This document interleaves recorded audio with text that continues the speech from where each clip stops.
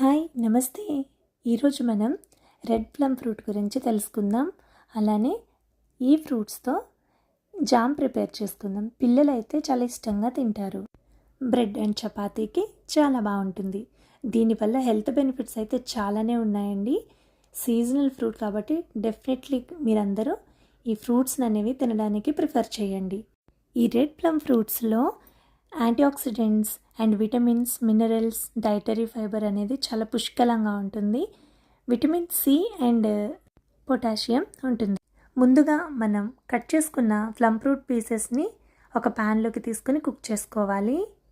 1 minute cook అయిన తర్వాత మీ టేస్ట్కి తగ్గట్టుగా షుగర్ లేదా బెల్లంని యాడ్ చేసుకోవాలి. నేనైతే తాటి బెల్లంని యాడ్ చేశాను. ఈ ప్లమ్ ఫ్రూట్ అనేది బాగా పుల్లగా ఉంటుంది.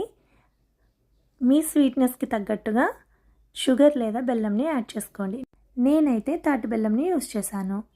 వీడియోలో చూపించిన విధంగా ఆ కన్సిస్టెన్సీ అనేది వచ్చిన తర్వాత చల్లారాక ఒక గ్లాస్ కంటైనర్లోకి తీసుకొని స్టోర్ చేసుకోవాలి. అంతేనండి, చాలా ఈజీ అండ్ హెల్దీ. బ్రెడ్కి కానీ చపాతీకి కానీ చాలా బాగుంటుంది. పిల్లలు చాలా ఇష్టపడతారు. డెఫినెట్లీ మీరు ట్రై చేయండి. ఈ వీడియో మీకు నచ్చినట్లయితే లైక్, షేర్, ఫాలో, సేవ్ చేసుకోండి వీడియోని. Thank you so much for watching.